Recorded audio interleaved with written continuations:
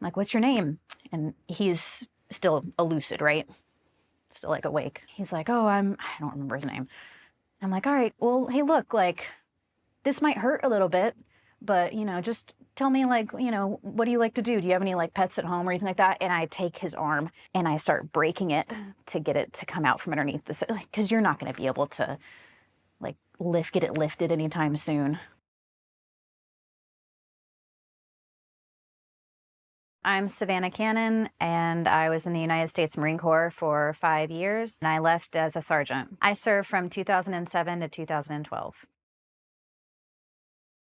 I grew up in a small town in Georgia on a farm. I was the youngest of 7 steps and halves, and I was kind of alone my entire childhood. I mainly read and kept to myself or worked on the farm. We had cows and a bunch of acreage, and I would just wander around and kind of be alone. And I didn't want to be around the majority of my family. The majority of my siblings were a lot older than me. At the end, it was just me and my sister, who is 5 years older than me, who were around.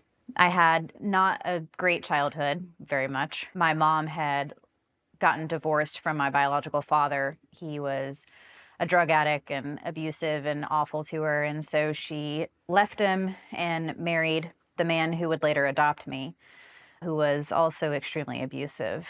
And he hit me all the time with all sorts of items, be it like spoons or belts. He would actually fashion a wooden paddle in his workshop, and my name was on one side of it and my sister's name was on the other. And every time he beat us with it, we had to write what we were getting hit for and the date.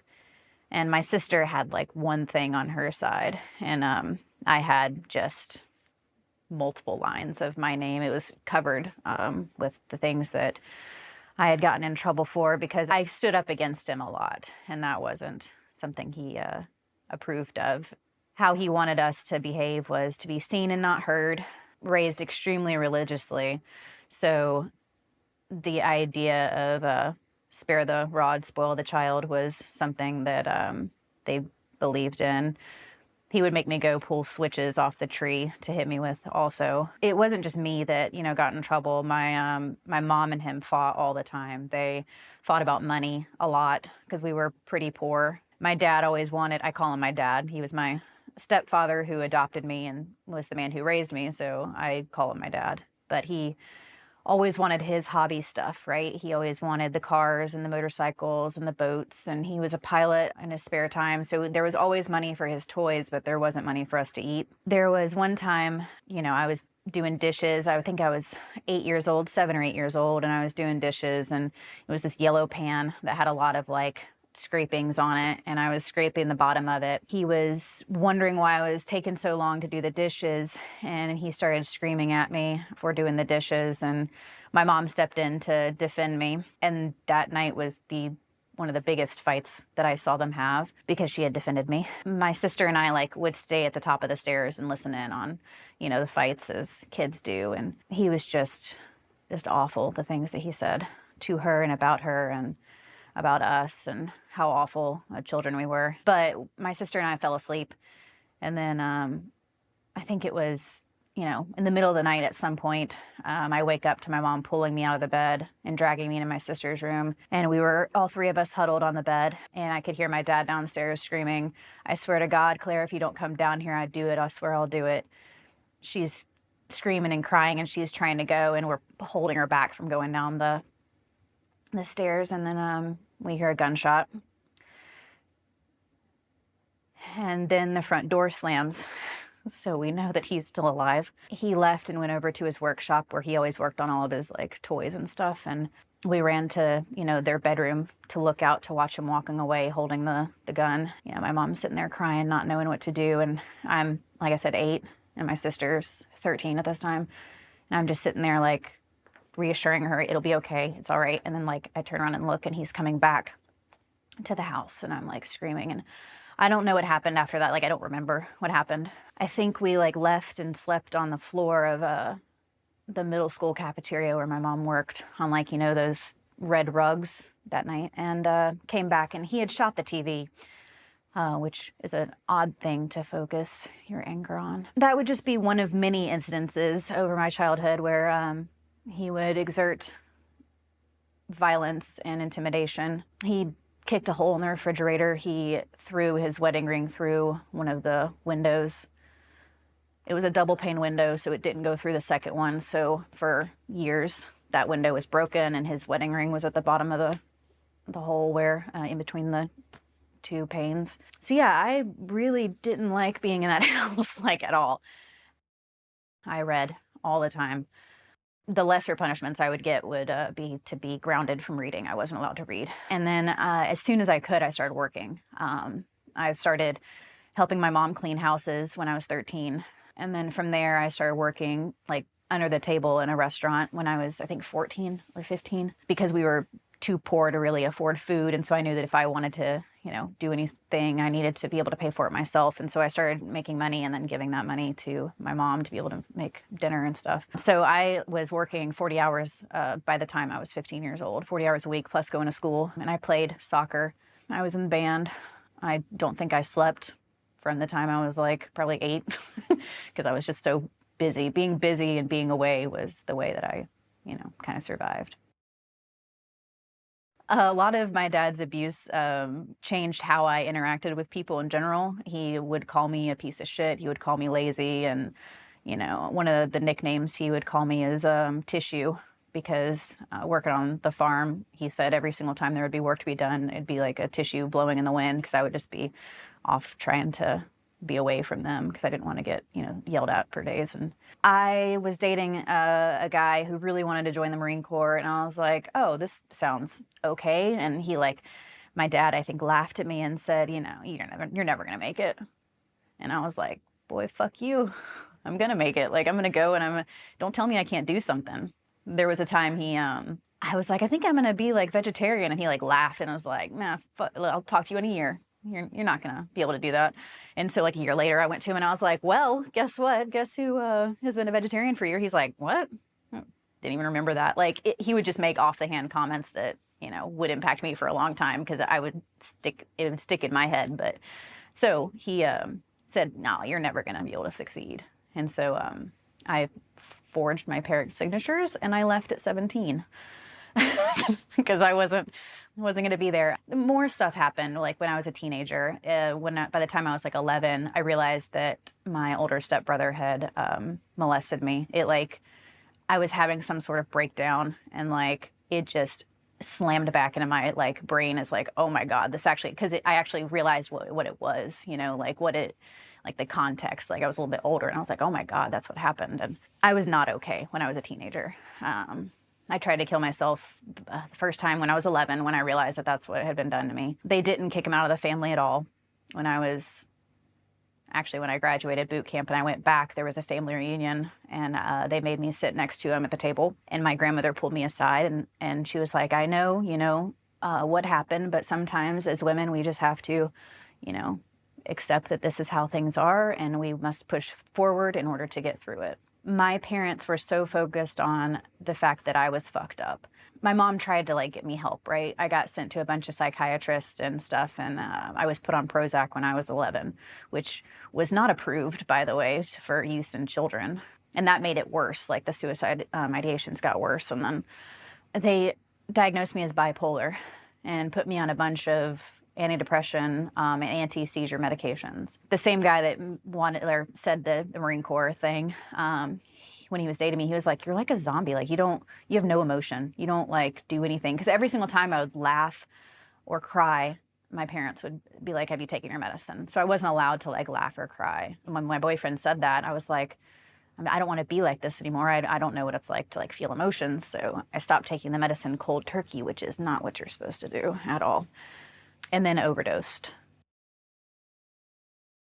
Took all of the Lamictal and Celexa that I had stored up to try to be normal, to try to be the fun person that he had said I wasn't. And it turns out that if you haven't been able to feel emotions during your formative teenage years. Like I had been medicated from the time I was 11, jumping from medicines too, jumping from Prozac to all the other like weird things that were not FDA approved for children at that time. You haven't been able to feel those emotions, and all of a sudden you go cold turkey on these antidepressants and anti-seizure medications, because that's what Lamictal is a anti-seizure. Because they thought that, like, I don't know, bipolar was some sort of mini brain seizures, and so they thought that Lamictal would help.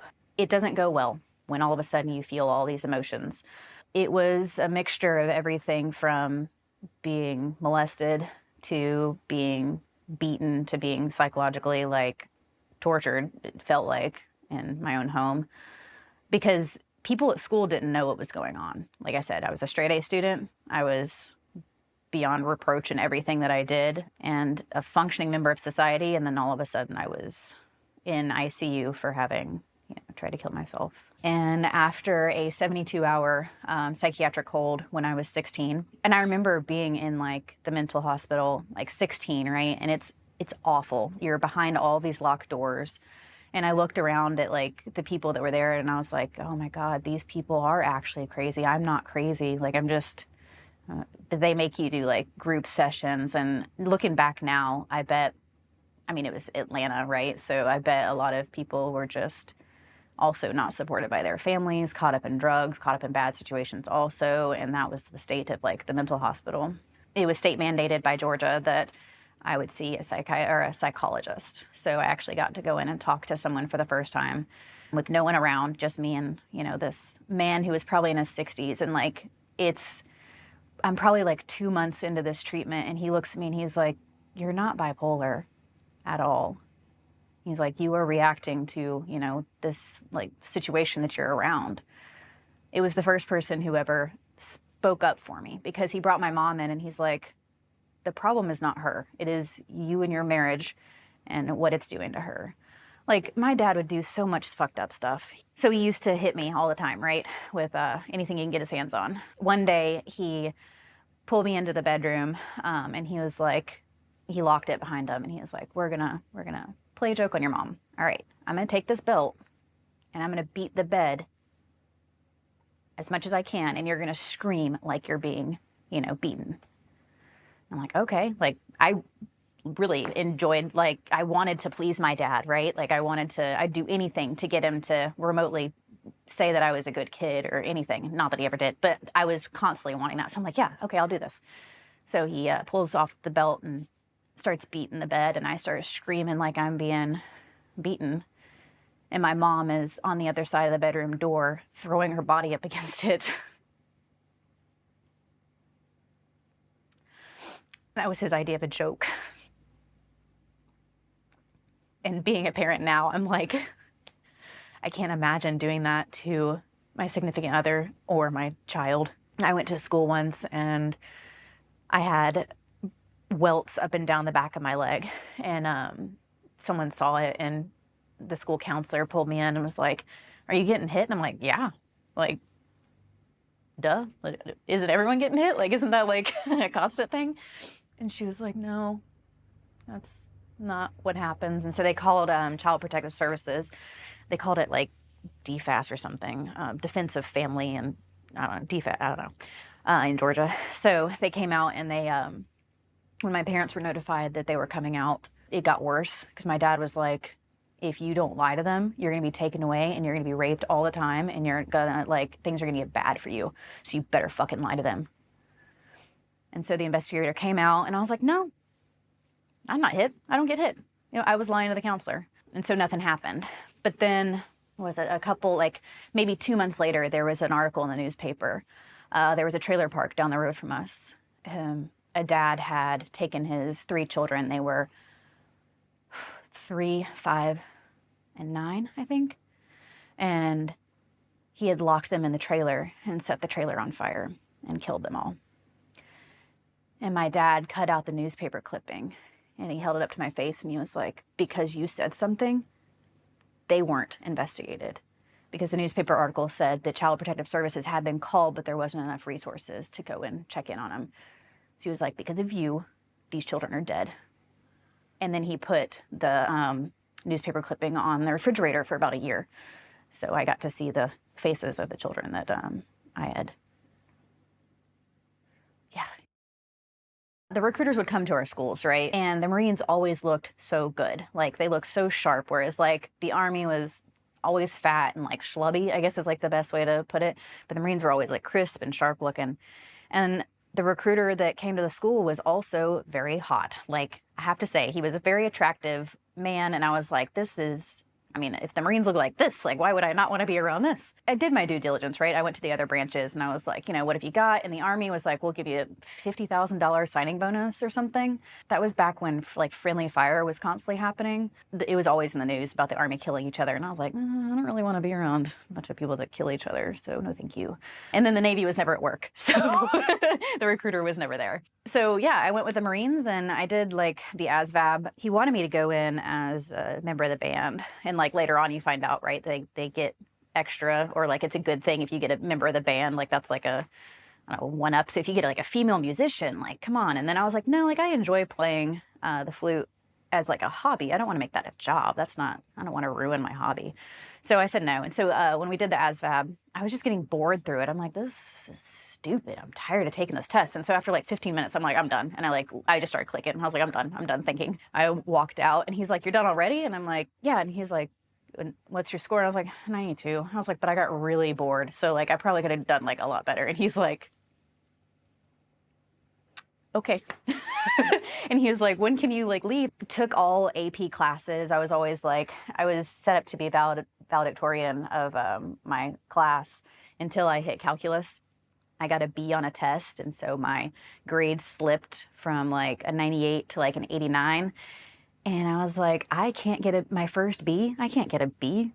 I'm just not going to continue this class anymore because if it's not perfect, I'm not going to be a part of it. So I didn't show up to the next 4 classes. It immediately fail you at that point. So based on attendance. So I had like straight A's and an F from attendance. Had enough credits. I didn't have to go to school my last semester of high school. So I was like, as soon as possible. He's like, all right, you can be open contract. And I'm like, whatever, get me away from this. Because like the therapist that I had been seeing at that point for a year after I tried to kill myself, he was like, you need to leave your home immediately. Like, get out, like now. I had a man that I was dating at the time. He died. Also, that was super fun to go through in therapy when you're 17. My therapist was like, you should leave. Like, you got to get out of this place. And I'm like, yeah, that's probably a good idea. I went open contract and I lied to my recruiter about any sort of mental, like, if anything was wrong or whatever. And I was like, no, I'm fine. Well, because I felt like it was okay because the diagnoses of like bipolar were like proven to not be true. So I was like, no, I don't have any like diagnosis of anything because, just a shitty childhood. And he's like, you'll fit right in. He didn't say that, but I did not pick my job. I went open contract, but then the night before shipping off at the hotel, like one of the gunnies, I don't know, I assumed he worked at the recruiting station because my recruiter was no longer around. He had gotten in trouble for getting one of my friends who was 16 pregnant, and he was married. So my recruiter was not there at the hotel. It was this random gunnery sergeant, and he pulls me aside and he's like, here's your new contract, sign it. And I'm like, what is this? And it says BX data systems. And I'm like, what is this? He's like, it's computers. And I'm like, I don't know anything about computers. And he's like, you'll be fine, you're smart. And so I just sign, but I see that it's changing my contract, my open contract of 4 years to 5 years. And I'm like, why is it going to 5? And he's like, the school's long, so they need to make sure that they get, their time out of you. Was slated to be 0656 is the tactical data networking specialist. And they've done away with all of these since then. It's still considered comms, but yeah, network engineering and administration. Boot camp was strange. I mean, getting yelled at and all that stuff it wasn't that bad. There was a comic strip that's out there where it's showing some kids at boot camp and like they've had all their shit tossed everywhere, and like one of the recruits is like, oh my god, like what's going on? And one of the other guys is like, no, it's just like home. It's just like one like tear that comes out of his head, and I'm like, oh my god. So boot camp was fine with that. I was 17 and I was placed as the guide. We had 5 drill instructors and we ended with like, I think 33 girls. in our platoon. Like, there were not that many. I didn't graduate as the guide because I unked on the range. And the reason that I unked on the range, we were doing one of those hikes around the range. There was a hole and I stepped in it and I broke my ankle really badly. And I knew without a doubt I did not want to be on that island a second longer than I had to be. So I sucked it up and I was like, I'm fine, I'm fine. But the drill instructors knew something was wrong. And so we were sitting there in like the kneeling position, right? And so I'm sitting there and the broken ankle is underneath like my butt. And I'm just like not in a good place. Like, I'm tightening my boot as tight as it'll go, so it'll like have some sort of support. And I'm not kneeling down, and the drill instructor looks at me and she's like, you know, you see them like scanning and they see that something's wrong. And so she comes over and she takes my shoulders and she slams it down onto my ankle. She's like, it's fucking kneeling. And so I'm like, so like for the kneeling thing, I'm like, just like crying when pain. And yeah, so I unked the range. They fired me from being guide. And I was like destroyed by that. I made like I don't remember. I didn't unk. I wasn't even marksman. I was like, I think I was either sharpshooter or expert. But when you unk on the range the first time, graduating boot camp, they say you're marksman. And I was like, well, that's embarrassing. Why would I go to medical? I didn't want to be there a second longer. Like, I didn't want to be considered weak or, you know, broken or anything. And the people in like the broken platoon, the broke dick platoon, like, they looked miserable also. And I'm like, the fastest way to get off Paris Island is to just do it. The crucible was really, really rough. Like, I don't know, I just sucked it up. I don't advise that either. Like, I have severe ankle problems now on both of them because, like, by the time I got to comm school and I was put in charge of, like, I was the class commander there too. Luckily had turned 18 at that point, but I was the class commander in charge of some Moroccan officers and then like 30 dudes. That was interesting, being the youngest and being the woman. I broke my ankle again running Sugar Cookie Mountain in 29 Palms. Well, I graduated top of my class in comm school, so I got meritorious Lance Corporal. Let's see, I checked into CLR 17 in Camp Pendleton, California. I got my preferred duty station because I was top of the class, so I got what I wanted. And it was crazy seeing Pendleton because the hills were so green and it was so beautiful and it was like nothing I had seen back home in, you know, Georgia, and I loved it. The best way to describe my Marine Corps experience is just a shit show. Like, no one ever knew what was going on and everything was always chaotic, and we were fighting, you know, Iraq and Afghanistan. So the units were in their the leave behind platoon, like the RBE, the remain behind element or whatever. I checked into an RBE and it was me and one sergeant and one corporal, and they just sat there and I had to unload a quad con by myself and load it back up and unload a quad con, like, for weeks of just like doing this unloading, and they'd look at it and be like, no, you're fucked up. And then like, but these boxes are like comm equipment, right? And they're like 50 to 80 pounds each. And so I'd have to unload all of them on my own and then load them back up. And like, it was awful. But then people started filtering back in from the deployments, right? Like, people started coming back from Iraq and stuff. And like, people would waive their deployment, like their time back in America to go on the next deployment. So some people would be back for like 2 weeks and then leave again. So like, it was very chaotic, and like our TO was never filled. But there was, like, I remember everyone came back from Iraq and some guy drank a bottle of tequila and vomited so hard that he broke his ribs. And so that was like one of the stories. Those were my NCOs, right? Like, that's who I had to like look up to, a bunch of like miserable people. They were smart though. I learned a lot from them. And then I was sent off to CLB 11 to go support the MEU. And that was my first week at CLB. We were signed up to go help another unit do some training. And so they wanted us to be the Hajis, right? They get like 13 of us up and we're allowed to wear civilian clothes. I'm like, fuck yes, right? Like, I got jeans on, I got like my St. Louis, like the one shirt that I had from my childhood, like a white shirt. I'm going to get in the back of these up-armored 7 tons, right? To go off in some other area of Pendleton. My unit experience was weird because I wasn't part of the in crowd. Like, I was brand new to the unit. So I was kind of like, no one cares about her, she hasn't deployed yet. And it was just me. And then like the group of the people that had deployed together. And so they all get into this other 7 ton and they're all like having a good time, laughing and joking. And I'm like, I felt weird. I didn't want to get into that 7 ton. And I didn't know if it was because of the people that were going into it or what, but I looked at it and I was like, something feels weird about that. So I go and I get into the other 7-ton. We had to wear our flak and Kevlar, right? And this is my first like in the fleet field event kind of thing. And I'm like, I don't want to fucking wear my Kevlar, right? Like, so I have a bun from, I had to have my hair in a bun, and like wearing the Kevlar, it hurt because like it wouldn't go on right. It wouldn't buckle like with my hair. And I was like, I don't want to do this. So my Kevlar was in my lap and my flak was open. And I was just like, not taking it seriously. No one was. Like the people in the vehicle also, like their flak was on the ground, or like they didn't even have like their Kevlars or whatever. The packing list did say to bring like your first aid kit, your IFAC. I was the only one that had like a first aid kit. And so we're going off to do this thing through like these windy streets, and like we're going pretty fast. Up Armor 7-ton has like this tiny little window, right? Like, because the benches are facing out, and you can see like this tiny little window down like by your feet. Canvas top, heavy steel sides and stuff. We're going like really fast, and like we're like swaying around like a lot. And then there's like squealing and there's slamming, and like all of a sudden we go up one side and then we slam back down.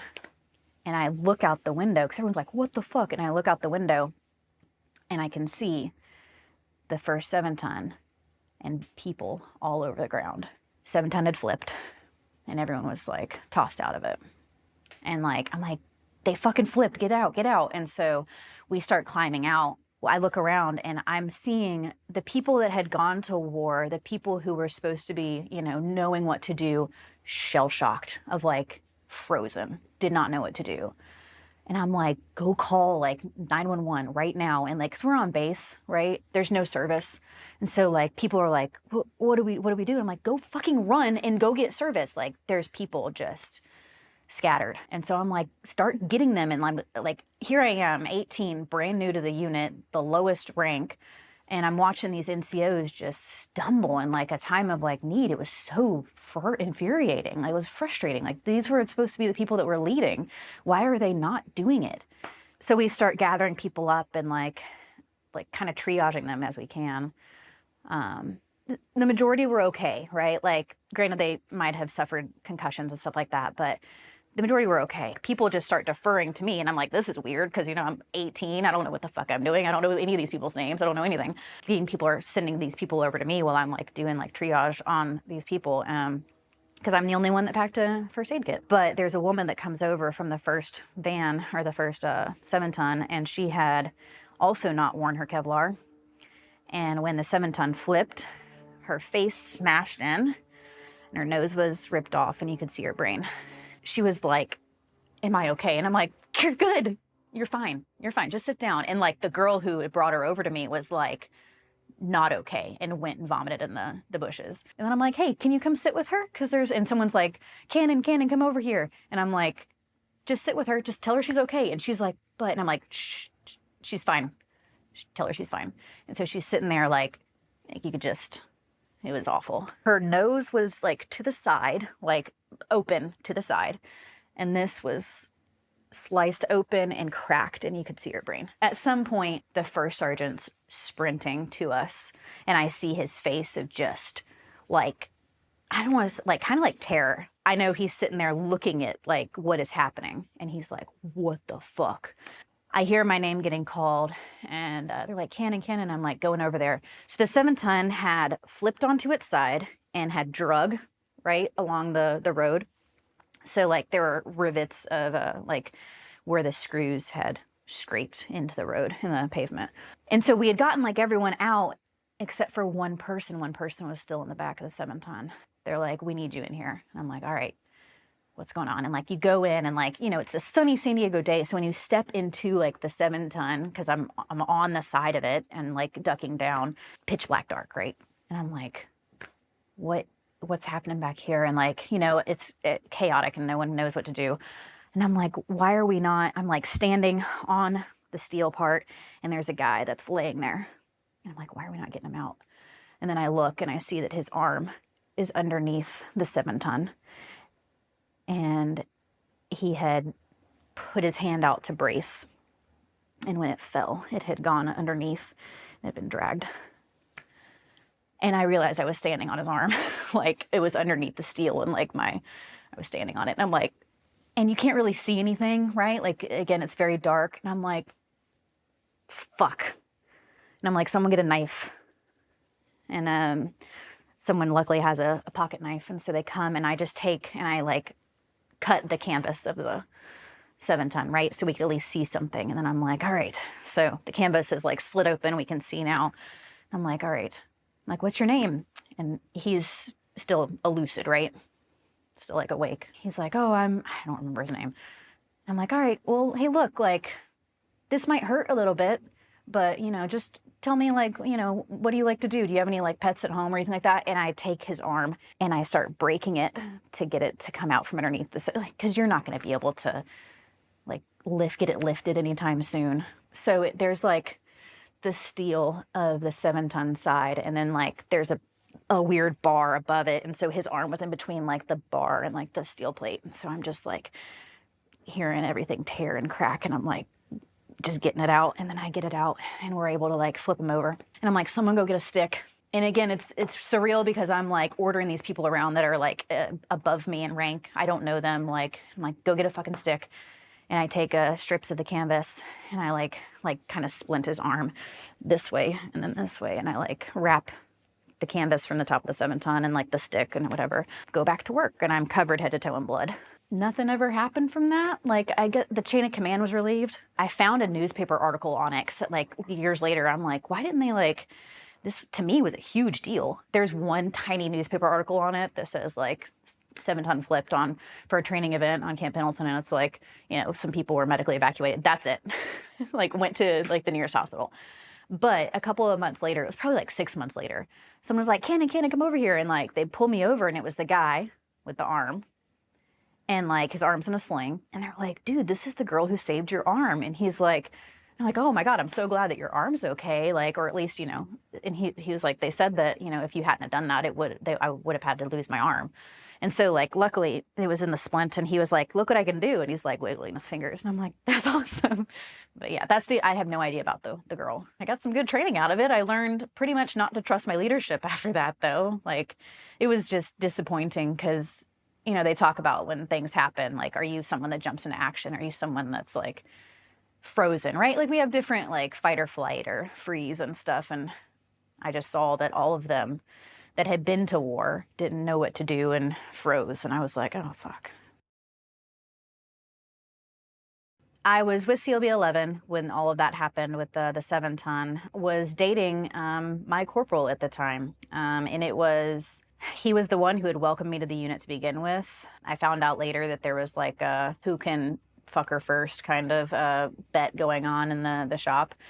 I, you know, met him and started dating him. The company gunny found out, was furious, and was like, I don't want to deal with women on deployment, so he sent me back to CLR 17. I married him, so not the company gunny. I married him, the guy I'd been dating. And then they created, like, the first MLG forward unit. Like, they stood it up. And that was interesting because I didn't realize what I was getting myself into in the Marine Corps.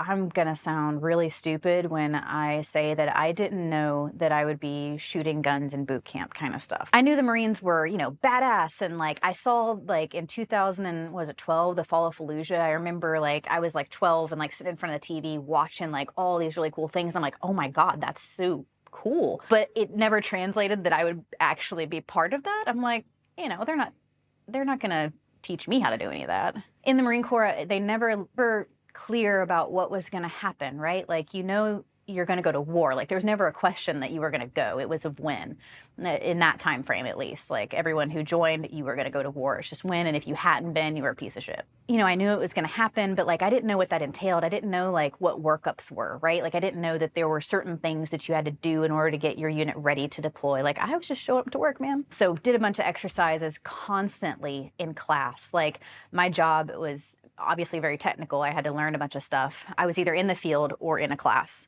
always. The op tempo was insane. And even sometimes when I was in class, I was also in the field. So it was like a weird doubled up. And I was also taking classes, night classes for college. And so that was an interesting trying to balance, like, all of that plus this op tempo. But no one ever tells you, like, what you're going to be doing, right? So I was just showing up to work, doing what I was doing, and then, like, leaving. We were going and doing, like, the shot X's and doing, like, getting all these tests done and making sure we're all ready. I guess Lance Corporals don't have to know much, right? But I would like to be informed about what's happening. So I remember everyone getting lined up inside of this warehouse, and it's everyone in the whole unit, right, getting ready to go. And so there's this table in the front, and like everyone's there. They're doing the shots, they're doing whatever, and then they get all the women to come forward, and they all give us cups, and they all go tell us to pee and bring our cups back. And so we go off to the bathrooms, and there's, I don't know, comm has a lot of women in it, right? Like, because radio has a lot. Data doesn't have that many, but we all went off, filled up our cups of pee, and then had to parade our pee in front of everyone in our company up to the front of the table. And then they test it for pregnancy in front of everyone, which is also weird and not like, can you imagine finding out that you're pregnant in front of everyone in your company? So everyone was clear, and we, were ready to go off to war. And so we all deploy off to Leatherneck. So we go to check in with the battalion's CO, and he's looking at all of us, and he's like, "You're women."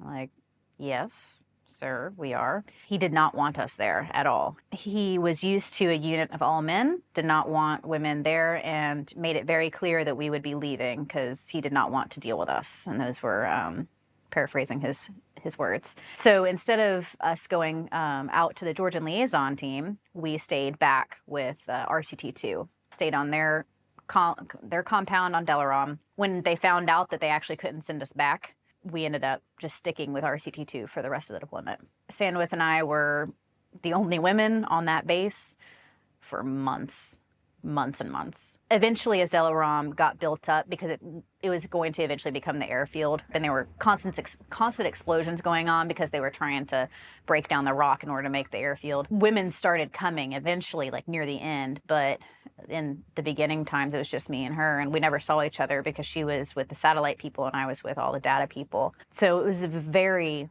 very lonely time in Afghanistan. Lots of ostracization, lots of men that were trying to have sex with me and who got mad when I wouldn't, or, it was really rough. I'm not sure how much to say without like ruining the book entirely, because I do want people to read it. I don't want to like summarize it in a couple of minutes because the nuances in it are pretty intense.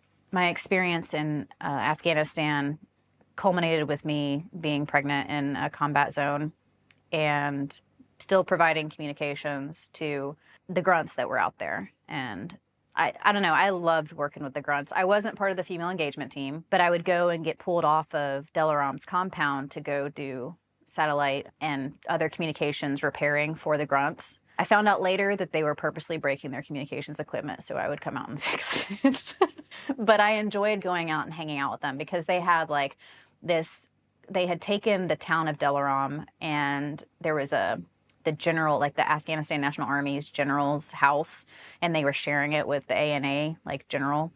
And so like it was split into like two. And there was like, I want to say like 15 grunts in this compound thing. And they treated me like a sister. It was, I enjoyed my time with them. I remember we went out, and it was me and my friend Verkler, two corporals going out to fix communications, and we were out there and everything's fixed, and it took us like maybe 20 minutes to fix their problem, but they had to come out, like take the convoy out to get us and then drive us in, and we were there, and they didn't want to run us back, so they're like, "You'll stay here for a few days." So we just hung out on the compound, and like I felt worthless not like helping them out because these guys were covered in dirt, and there was one like makeshift like shower thing with like the plastic water holder, and you could go and like take a shower, but that was like it, and they weren't taking showers that much. Everyone was dirty and tired, and I mean they were constantly having to react to what was going on in the town and constantly go on patrols. They would do a morning patrol and a night patrol and stuff, and they looked so tired, and so they were getting ready for like their nighttime patrol, and I was like, why don't we do it? And, like me and Verkler, like we're very well rested. We have very nice clean camis. Like, why aren't we going to go out? Like, and the platoon sergeant for the grunts was, he was such a badass. Like, I don't know, like I looked up to him so much because everyone respected what he said when, he said jump, they immediately did it, and they did it higher than he wanted, you know, like new as shit. He was in Fallujah also, and so it was kind of cool knowing that what I was watching on the TV when I was 12 was something he was partaking in, and then I get to go and like be around this badass war hero. I just felt comforted when I was around him because I knew that like if something was going to go down, it was going to be okay. But he, you know, looked at us and he's like, all right, fine, let's go. Y'all, you two Marines go sleep and we'll take these like huyas out for a stroll around the town. And so we would go out and like do these patrols, and like one of the grunts was like, oh, you're calm, like take the fucking radio. So I went to go get the radio, and I'm like, oh fuck, this thing weighs a lot. A full combat load, like my flak and Kevlar and like my IFAC and my dump pouch, like all this kind of stuff. And I'm like, all right, sure, I'll add. Like, obviously I'm not going to show that I'm like, I don't know about this, because I think I weighed like 115, and I was not like, being back in the fleet, we didn't PT like at all, because we were either in the field and we were in the field doing comm stuff, not in the field like grunts are, where they're like, you know, going for hikes and doing like maneuvering and stuff like that. We weren't doing that. We were going and like setting up servers and getting satellite communications up and making sure the internet was going to get to the COC and stuff like that. I go off to Afghanistan, and like there was nowhere you could really run. I was unsure of being able to carry this like giant load, and like Verkler is looking at me and he's like, you good? And I'm like, I'm fine. I'm good. I'm good. I'm not gonna show these grunts that I can't do this. So like I put on the my backpack, and we're going off, and like something happens and we have to start running, and I'm like, whoo, I'm in like the hurt locker. Like essentially like my body is not handling this well. Like I was not trained for this part.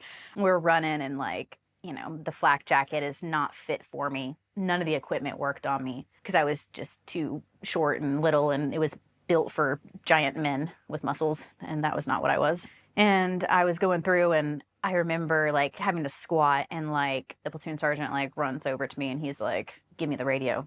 I'm like, no, I'm good. He's like, Cannon, give me the fucking radio. And he takes it from me and he goes and he gives it to Verkler, because I was just like hurting pretty rough. And like I go back that night, and like my hips are bloody. I have to like peel my shorts off of like the blood that's just broken up, because I was in a bad place. The memories that I really enjoyed from Afghanistan were ones when on night shift I would walk outside and see the entire sky full of the most clear, beautiful stars ever. And right around like 3:30 in the morning, the sky would start lighting up in like pinks and lighter blues, and eventually the sun would just be blazing at like 5 a.m. But the stillness and the calmness and the beauty of the desert skies at night is amazing. Made me feel very small, and in a good way. There was a time with the grunts that we were having like a cookout. The guys were all making food, and we were just relaxing, I think, probably for the first time, like joking around. And some of the kids from inside the town were like launching rocks over the wall and trying to hit us with them and stuff, and you know, just being little shithead kids, and we're like throwing rocks back at them and stuff. And it was the best meal ever. That like the translator had gone out and gotten some like really warm grapes that tasted so juicy, and I'm like, where on earth in this town of nothingness are grapes coming from? On one of the patrols there was a little gate that was open and a doorway that I could see into, and there were these three little heads that like popped out, and there were three women in the most beautiful, bright colors I had ever seen. Like, and you know, you look at like just the desert, you think about Afghanistan, it's like desert and dusty and like all this stuff, and it's like, that's true. And then this, inside this mud hut is like this beautiful set of women, and they were like girls though. They were probably like 10 or 11 and like maybe 19. And they run out when they see that I'm a woman, and they run out to me and they start like touching my hair and my face, and they're like speaking to me, and they're just so excited to see me, and they're like gesturing to the men, and they're speaking in something that I don't know, and I'm like, what's happening? The translator like comes up and he's like, they never see women. And like, it's interesting for them to be able to see a woman like that. And I'm like, this is surreal. They were so excited to see me though. And like them just touching me was like, it's pretty cool. Yeah, I had a really good time with the grunts, but what was going on back on Delaram was that there was a contractor who I ended up having a consensual relationship with, and he got me pregnant, and then proceeded to abuse me for months after that. So awful that I put the bottom of, or the muzzle of my rifle into the bottom of my chin, and I tried to pull the trigger, and I couldn't reach the trigger, which is, in hindsight, almost laughable, just how much the equipment was not built for us. Because I didn't have like one of the M4s that had the collapsible buttstock where you can actually like reach in. It was like the old school M16 with the long ass like thing. So if I was going to shoot it with a flak on, I couldn't reach the trigger either. The abuse that I endured with him was way more emotional, psychological abuse. There was some physical intimidation and threats. There was one time in a bunker, he punched the wall beside my head and picked me up and threw me up against the bunker. There's that. It got to the point also where he was raping me, and I couldn't do anything about it because I was pregnant and he was going to turn me in if I did say something. I mean, I was 20 years old, pregnant in a war zone with a unit that I didn't know. Verkler was the closest thing I had to a friend. And even he was like, women and the Marine Corps, he wasn't used to working with them because they didn't have them at RCT. And they certainly didn't deploy. I had to win him over as a friend. And then I didn't have anyone to really talk to. We were in River City all the time, so communication was cut off. What occurred between the contractor and myself was difficult for me to process as a 20-year-old with no one to really talk to. The rapes that occurred were based off of when I would say, no, I don't want to, he would hold me down and force me. Every conversation that surrounded my interactions with him, he made it very clear that the fact that I was pregnant meant that he could take everything from me, and he would threaten to go to the command to get me taken away, and then he threatened to get me arrested, and he said, when you're in the brig, I will take your child and I will raise her instead.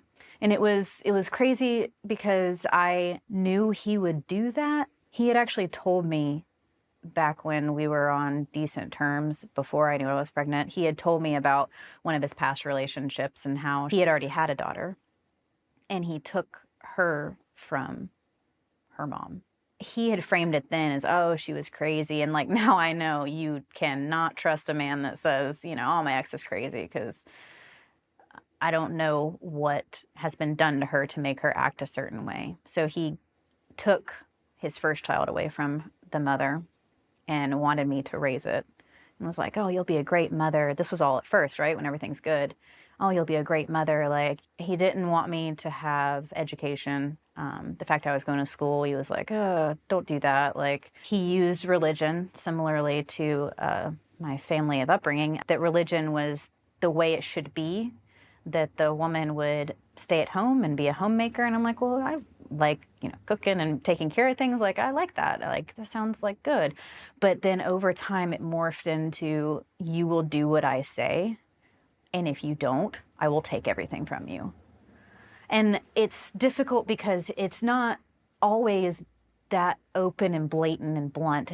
It's not always like, if you do this, I will do this. It's so much more subtle than that. Wouldn't let me talk to other men. The fact that I was friends with Verkler was a problem. He monitored my email that would come in and out because he was also working in IT, and I don't know how he, like, your systems administrators can read your email. They, everyone like, you're supposed to be ethical in how you deal with it, but he was not. He was reading the emails that I was sending to people trying to get help and trying to figure out what to do. And I was so scared.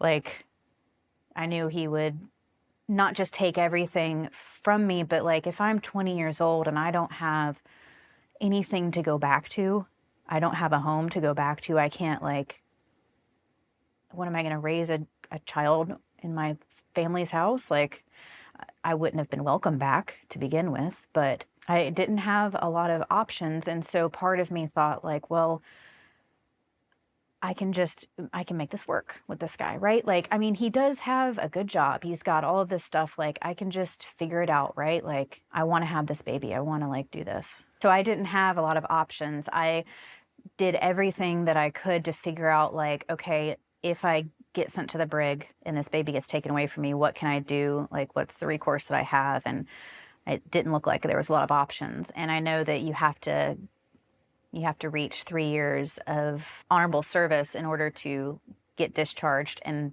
to retain your benefits, right? Like you, in order to get the GI Bill. And I was like, I had been using tuition assistance, like struggling, knowing that like going to college was the only way I was going to not end up how my mom ended up, unable to get out of an abusive situation. I was like, well, I'll reach my 3-year mark on this date. If I can just get to this date. I mean, besides the personal shit that was going on with me, like we were in a war zone, right? Like we had, I still had to go out and help the guys and saw some shit and got shot at. But that like doesn't even resonate in like my storytelling of Afghanistan. I'm like, yeah, it was like whatever, like it barely registered. Like that doesn't matter. It was like someone that was trying to snipe me and they probably just had some sort of weapon that, wasn't remotely, ranged in. Anyway, the amount of crazy shit that happens in a war zone, like it's just another day of like, oh yeah, that happened. It didn't. I don't remember having nightmares about that, if that makes sense. But yeah, I mean, we were sitting there. It was one of the night patrols, and something was going down in the town. It was dark, and I wasn't allowed to go on the patrol because I didn't have NVGs because I was just some pogue from a unit that somewhere else, and I was in the middle of this fucking desert, not where I was supposed to be, and I was repeatedly told you were not supposed to be here. And so they left me as like me and one other guy, like the entrance of the tiny compound, like so there were walls set up, and the entrance where the MATVs would like pull in. I was like on this side of the wall, the opening is right here. And so I'm standing right here looking down the street this way, and the other guy's standing this way and looking down the street that way, right? And so we're just like looking. He's got NVGs, I don't. Pitch black, dark, no one's around. Grunts and Verkler are off doing their patrol thing. And I'm like, man, I am dehydrated.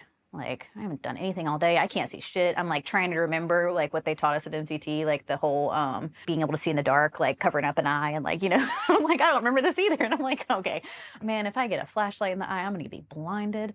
I like was standing up, right? And my Kevlar was on and the mud wall was like right here on me. And like just the very tip of my head was over. And like, cause I was doing the crouching down thing and like I stood up to like stretch or something. And then we hear someone running down the road coming towards us. And it's, the platoon sergeant. And I'm like, I can tell that his run from a mile away, right? And he's coming up and he's talking to me. Well, we're taking care of what's going on over there. Like, how are y'all doing here? And then he like looks up at the building across the street and then tackles me down. And someone shoots and had barely missed me. The guy that was watching us with NVGs, he was aiming directly at your head. And I'm like, oh. Just, continue the day. Like, what are you going to do? Like, the platoon sergeant ran off, try to go chase this guy. And he, like, disappeared. And he couldn't catch him. Like, he was probably doing roof jumping or whatever. But there was one night I was back on Delaram doing some middle of the night stuff. I was put on night shift. The CO didn't want me around when most of the people were around. I was adding a switch to one of the tents so they could have extra computers.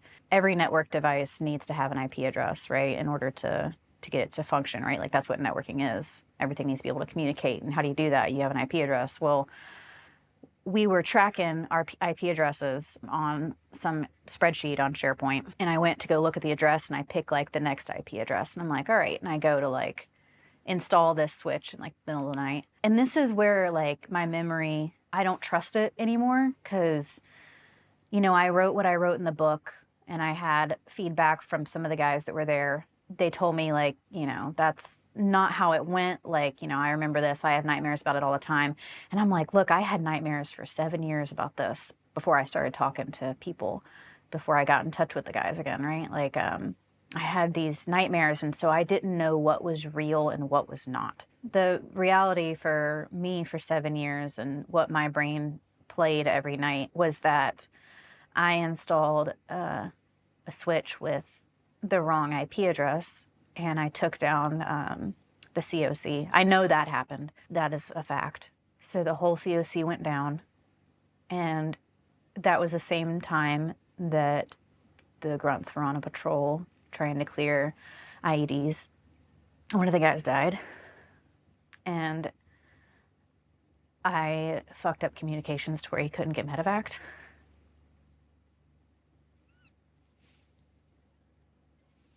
And so for years, I had these nightmares of the screams on the radio. What I know is true also is they came back after their convoy, and all the guys were in shell shock. They left their MATVs. They had 4. They left them, and I saw them all coming out, and I was, you know, making sure the people that I cared about were there and alive, because I didn't know who it was when I realized who it was. And yeah, Joshua Dumas. He left behind a wife and child. She gave birth after he died. All the guys went off to the chaplain, and me and the gunny stayed back. And like, I'm looking at like the truck, and I'm seeing, you know, everything that Dumas had stepped on, an IED, and blown up in front of this one vehicle. And it had cami netting all over it. And there was blood everywhere. And like, my nightmares have blood pouring out of the back of the MATV, but I don't know if that's real. And the gunny told me to leave. And he's like, you shouldn't be seeing this. And he's crying. That's real. And I go and run, and I'm like, they can't come back to this. And I go and I run up to the COC, and I grab some trash bags and some bottles of water and a broom, and go back and climb on the MATV, and the gunny's just sitting there crying. He's like, you shouldn't fucking be here. We shouldn't be here. And we're picking up bits of his body out of the cami netting, and it's just like shards of bone and torn bits of camis. And I'm trying to pour water onto the blood and scrub it out. And like, you're sitting there and you're holding what's left of someone's body. Like, what do you do with it? Put it in a trash bag and threw it away. Like,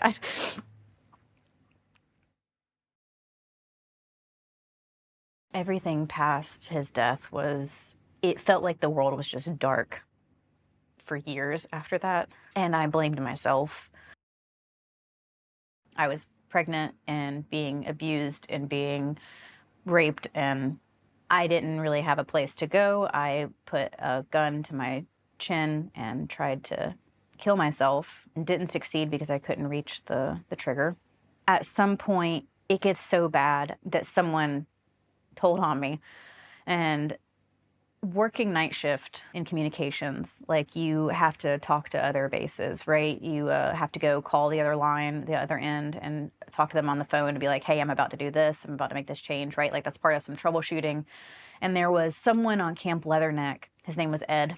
He was a contractor. We had gotten to know each other over, you know, the months of doing like night shift and stuff. And he, like, one night when we were doing some sort of maintenance, he was like, Cannon, what is going on? You do not sound okay. And I'm like, you know, just some shit, right? Like, some stuff's going on. Like, and he's like, look, you're about to be back in America. Like, it'll be okay. He was trying really hard to like help me, right? And I was like, I don't know, man. I don't see the point anymore. And he's like, what do you mean? And I'm like, what's the fucking point? Like, people are just over here living in misery and dying, and like, what is the point? And he was like, you know, you need to go talk to someone. And I'm like, who's there to talk to? I don't trust anyone. And I like hang up the phone, and he calls back, and I unplug the phone because I don't want to hear him, right? I don't want to hear it. And so the very next day, he walks into the first MEF like battle rhythm meeting, and he stands up and he's like, we have a corporal on Delaram that's suicidal, and she is not being taken care of. And they yanked me out of Delaram so fast. Immediately, I got my rifle taken away. I got sent to medical, and I'm sitting there, and I'm actually actively bleeding and having what I think is a miscarriage. And I'm trying to get help for it with the doc, and the most apathetic piece of shit corpsman I have ever met. And he's just like, oh, what's wrong? Yeah, you're sad. Okay, cool. Like, isn't everyone just like, and I'm just like, not okay, right? Like, I am in the middle of miscarrying, and I'm thinking like, what's going to happen to me? Like, I need to tell these people like the truth and like what's happening. And I'm like, I was raped, and I think I'm losing the baby. And he walks outside of the room and announces to everyone, including the CO, including all these people, she says she was raped, and she's pregnant and losing the baby. That shit spread like wildfire. I lost my ability to do a restricted report that would have protected my privacy of any sort. I had said this to a medical professional to get help, and what transpired from then on was really poorly done. I was medevaced, though. Going on a medevac with a bunch of people with missing limbs, and going and being part of Wounded Warrior Battalion, where like giant airplane that they put us all in, people that could walk, ignored for the people who couldn't, which makes sense, right? Like they don't give a fuck about you if you are mobile, and being put on this flight with people screaming because they have missing limbs, and they're right in front of you. And it's so fucking cold on those flights. And again, like no one's really telling you what's going on, right? Like I don't know where I was in Afghanistan. I don't remember like the different helicopters that I got put on. I didn't know if I was in the right spot ever.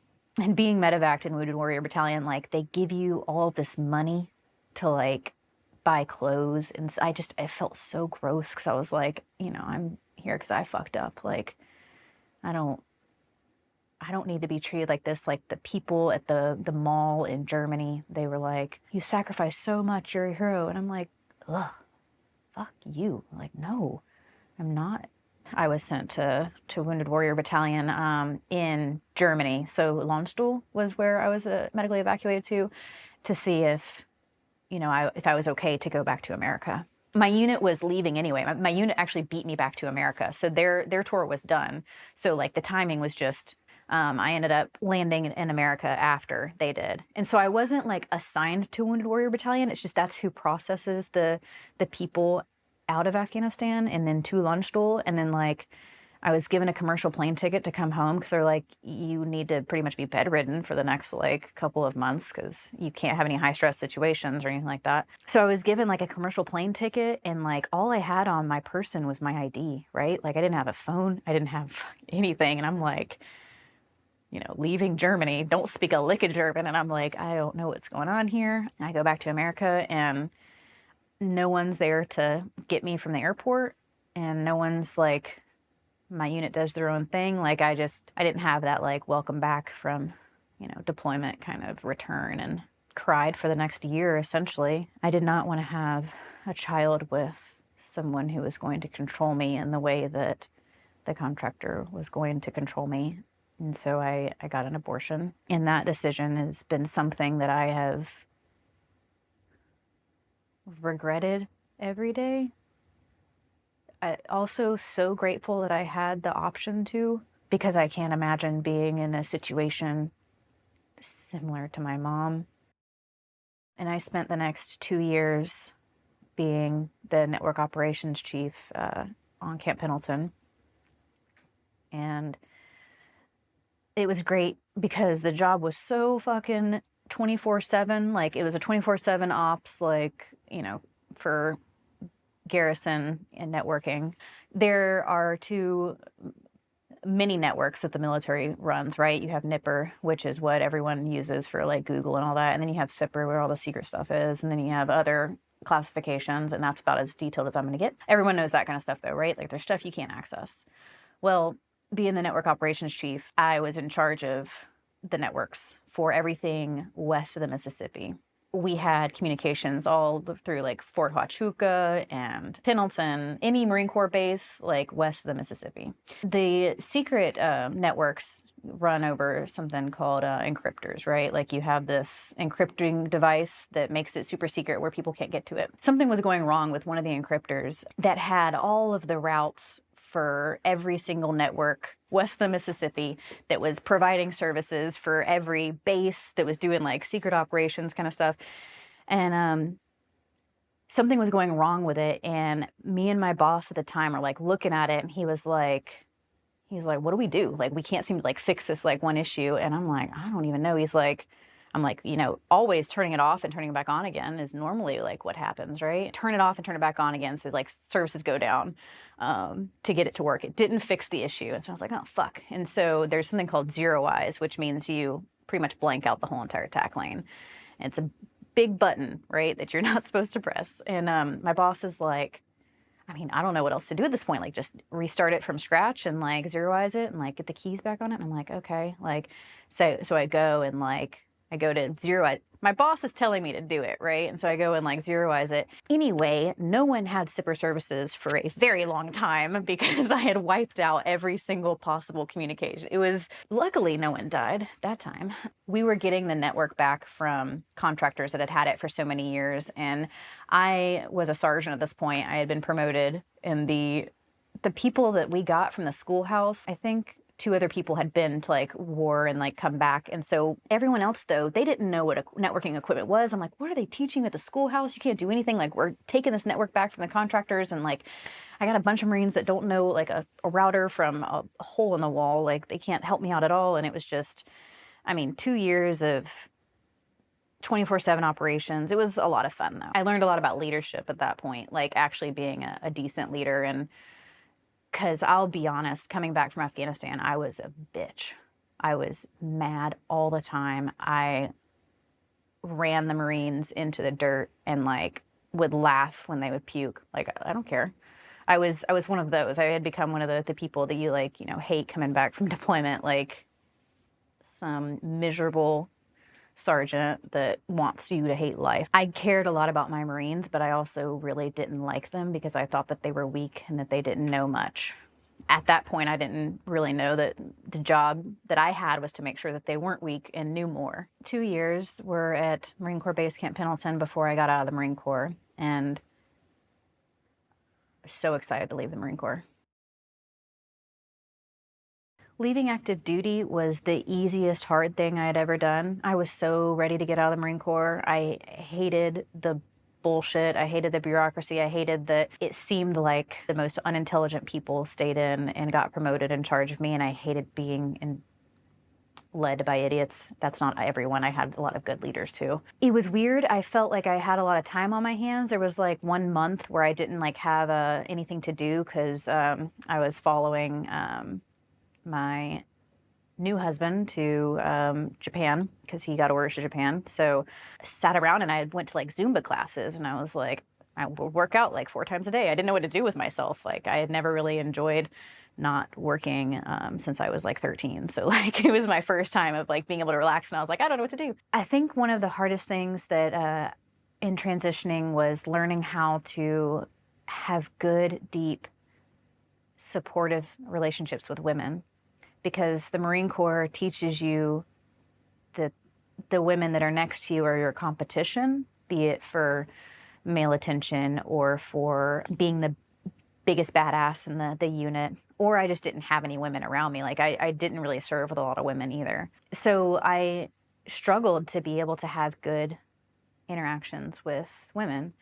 And now I have friends that I've had, for women friends, for 10 years, 11 years, and they are like the most enriching relationships, but it took work to get to there because I was very crass. Like I said, I was very angry for years. I was depressed for years about what had happened. I had nightmares and I couldn't sleep, and I really struggled to overcome what I had done. I had buried everything, right? I didn't talk about it. I didn't want to talk about it. And like, how could I have friendships with people if they don't know some of the worst things about me?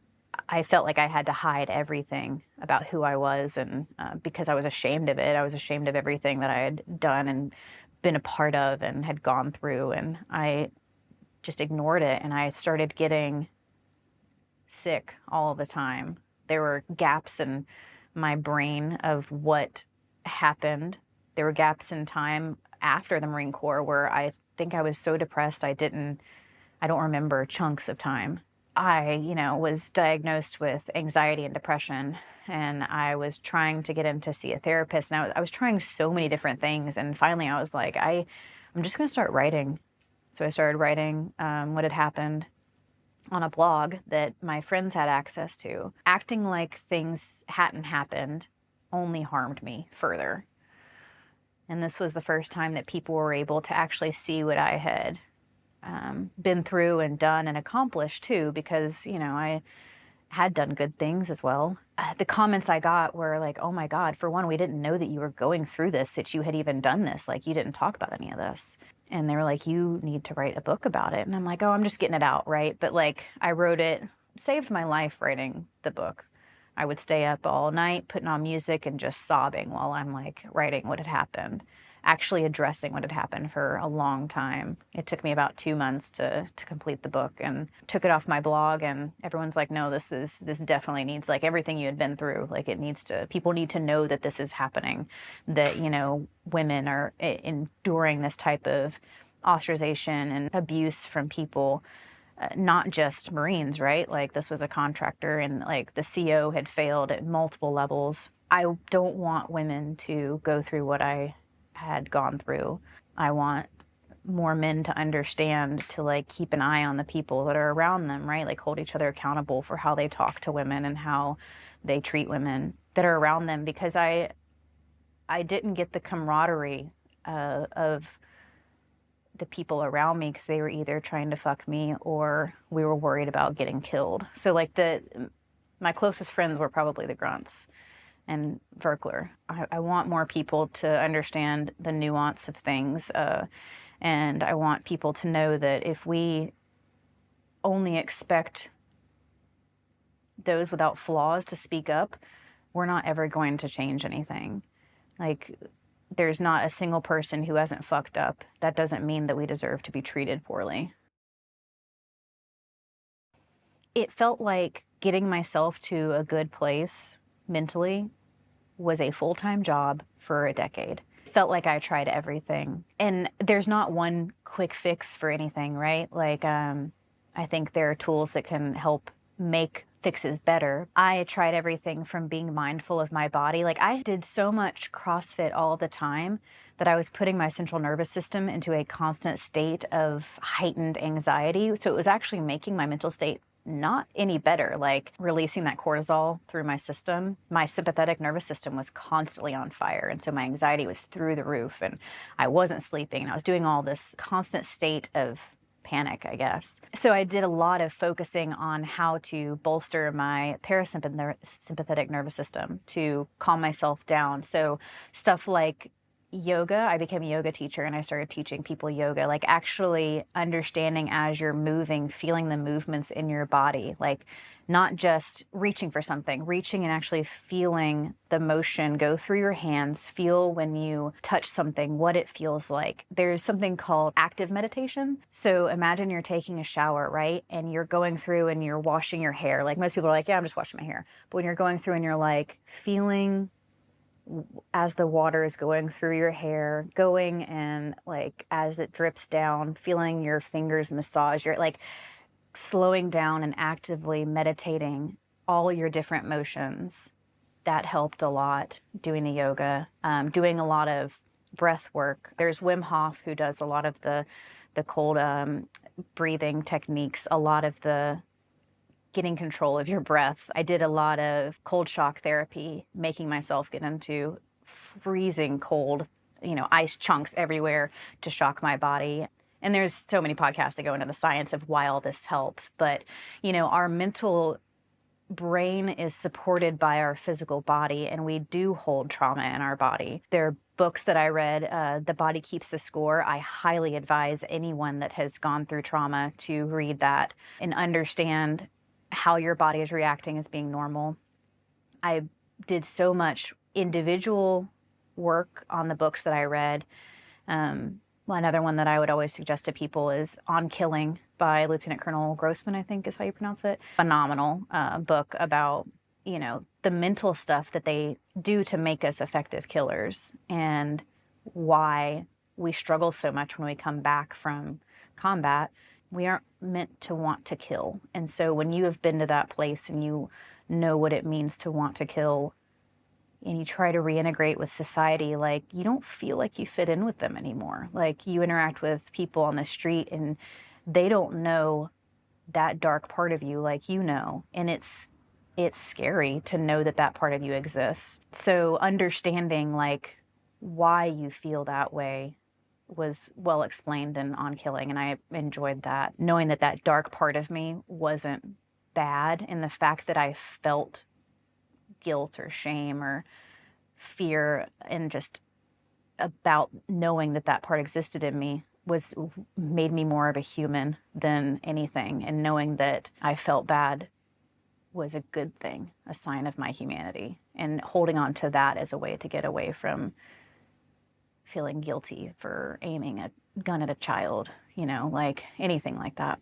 So I did a lot of that. I started therapy, not cognitive behavioral therapy or DBT, nothing like that. It's British object relational therapy, which is a very specific type where you work through your relationships with people with your therapist, in that the therapist can become like your brother or your father. Like, the relationships that you have throughout your life are enacted, not like, let's play act, not like that. Like, you sit there and you have a therapeutic relationship with this person, but he's able to take care of you in ways that your caretakers never could, or that you've never had a relationship partner show up for you in. All emotional support and connection. And like, some of the stuff that my therapist has worked on with me is stuff like me thinking like, I want to go do this bad thing, right? I want to go do it. And like, I'm worried that I'm going to make this decision and do all this. And he's like, Savannah, if you do, I'll still be here and we'll still work through it. And it like blew my mind that just because I made a decision, I wasn't going to destroy everything, and that someone would still be there to support me and care for me past that. So stuff like that, like realizing that what I had experienced both as a child all the way through, abusive relationships, like, I was able to get through them, and I am in such a good spot now. It is amazing how much my life is better. The support that I have, all of my relationships are amazing. All of like the things that I do every day, like, I'm excited about, my cup of coffee in the morning, like knowing what I felt like for the majority of my life and knowing I don't have to be like that anymore. I just feel so grateful every single day for being able to be happy. And I am currently a federal employee for the Department of Defense. I work for the Navy, and my position currently is the Deputy Lead Systems Engineer for Surface, which means every ship and shore in the world, their network communications. I think I'm going to be transitioning away from that soon onto newer things.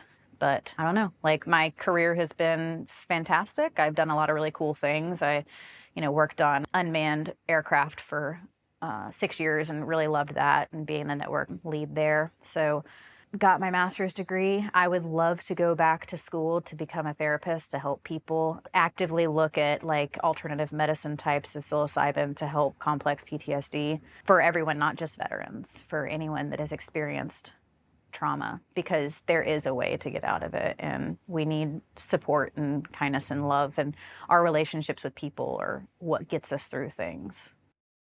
My book is everywhere. It's on Amazon, it's on goodness, Audible, narrated by myself. It's in Barnes and Noble. It's always at Oceanside unless it gets sold out. I have, a website that you can go through. I have a blog. If you just Google Corporal Cannon, like a female Marine in Afghanistan, or just Corporal Cannon, it'll show up, or my name. It has all the links there. It's been an interesting experience having published this book. The feedback has been mostly phenomenal about, understanding that war especially is not black and white. Like, everyone is flawed, and we are all just trying to make it to the end and make it okay. I've gotten some negative feedback too. The people that were in Afghanistan who have read the book, there was a staff sergeant who was there at the time, and he's had me on his podcast, and he's talked to me since. He's now a warrant officer, Chief Warrant Officer Blue. He's been phenomenal about it too, and he actually apologized to me for not seeing what was happening. And he was like, he's like, everyone needs to read this. All leaders need to read this book to understand like what is going on in like their command, and they might not realize it's happening. And his apology like sent home a lot, so it's pretty good. Know that if you are struggling, you can definitely get better, and it'll be a hard road, but it is 100% worth it at the end.